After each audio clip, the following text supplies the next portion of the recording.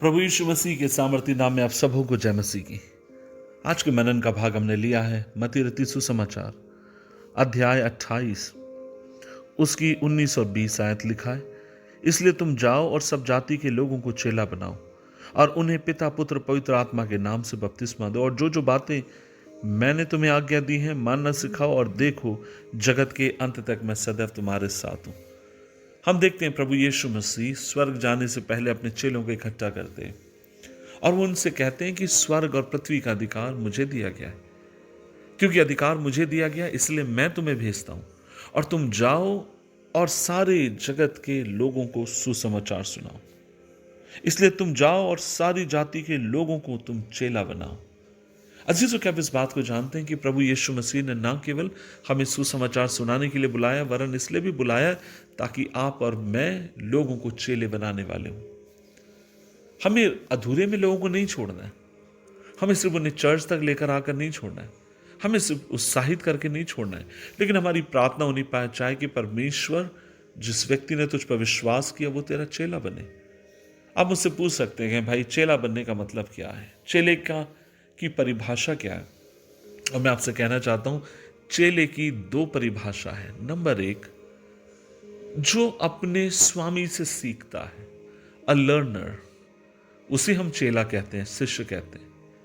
इसका मतलब यह था कि प्रभु यह कहना चाहते हैं कि आप उन्हें सीखने वाला बनाओ। हमें क्या सीखना है? हमें परमेश्वर के वचन को सीखना है, प्रार्थना सीखनी है, प्रभु के संग चलना सीखना है।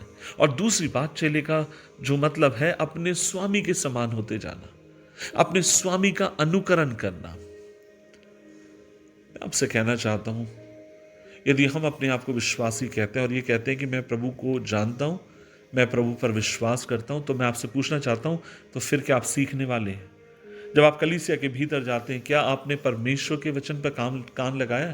क्या आप उसके वचन को सीख रहे हैं? क्या उस पर भरोसा रख रहे हैं? क्या आप उसके ऊपर ताक रहे हैं, उससे कह रहे हैं कि प्रभु जी धन्यवाद तेरे पवित्र वचन के लिए जिससे मैं लगातार सीख रहा हूं?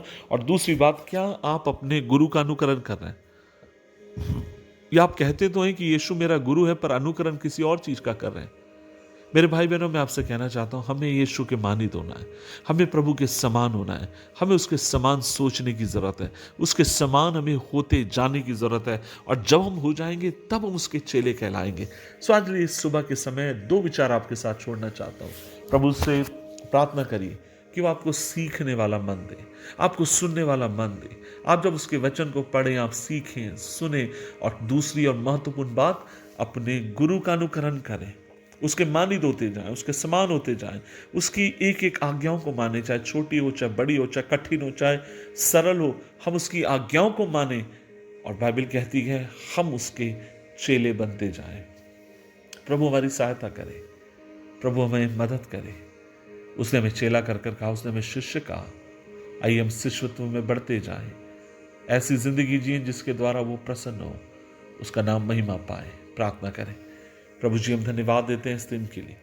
आज हम मिलकर तेरी उपस्थिति में आते हैं और हम कहते हैं प्रभु जी, तूने हमें शिष्य ठहराया, हमें बनाया, और हमसे तू उम्मीद करता है कि हम जाएं और तेरे वचन का प्रचार करें और लोगों को तेरा शिष्य बनाए, सीखने वाला और तेरा अनुकरण करने वाला।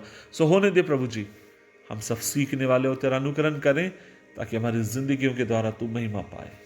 प्रार्थना सुनने के लिए धन्यवाद। यीशु मसीह के नाम से मांगते हैं, आमीन, आमीन, आमीन।